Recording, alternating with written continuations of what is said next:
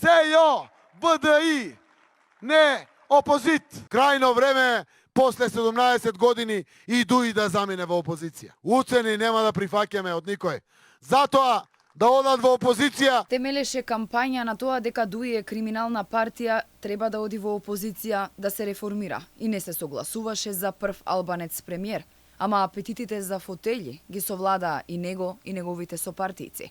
Зоран Заев и во 2020 година ги излажа своите гласачи, па падна во рацете на ДУИ, наместо да ги испратат во опозиција како што им ја продаваа приказната на граѓаните, се претопија во нив. Се започна пред 4 години со слоганот СЈО, кој се појави на Скопското кале. Тогаш Али Ахмети посочи дека време е ДУИ да го има првиот албанец премиер. На ова жестоко реагираше Заев. Доколку СДСМ победи на изборите, јас сум кандидатот за председател на владата и ќе бидам премиер. Соодветно на тоа, доколку ДУИ има ваков услов за коалиција за влада, тогаш ДУИ нема да биде дел од идната влада. Сепак по изборите, тој погази се што кажа и се испазари со Али Ахмети, па прифати премиер албанец во последните 100 дена од мандатот. Денови кои сега ги живееме. Неговиот наследник Димитар Ковачевски продолжи по неговите стапки и не само што го испочитува договореното, туку и отиде и чекор понатаму. СДСМ стана помал партнер на ДУИ, има само 5 министри во техничката влада.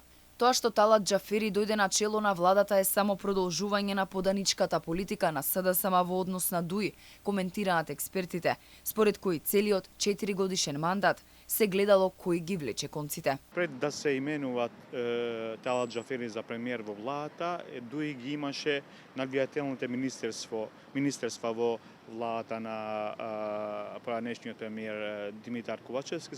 Тоа беше затоа што ДУИ беше клучна за формирање на владата и без ДУИ СДСМ сега ќе настапеше како опозицијска партија на изборите, а не како партија дел од власта. И затоа во партиските кулуари се зборува дека СДСМ како прва опција за настап на изборите име да настапат заедно со ДУИ. Не била борба за подобрување на статусот на граѓаните и економски напредок на Македонија, туку била гола борба за власт. Така да сите оние тези дека ДУИ е криминална партија, дека врие од корупција во самата партија, паѓаат во вода. Единствениот мотив тогаш на СДСМ и на тогашниот премиер Заев била само да се дограбат до власта. Наспроти сите ставови кои ги застапуваа во кампањата пред само 4 години, сега СДСМ се додворува на ДУИ. Велат дека делеле исти европски вредности. Според експертите, ова е само обид да се убедат интегративците за заеднички предизборен настап, зашто социјалдемократите се надеваат дека само така можат да го ублажат неизбежниот пораз кој ги очекува.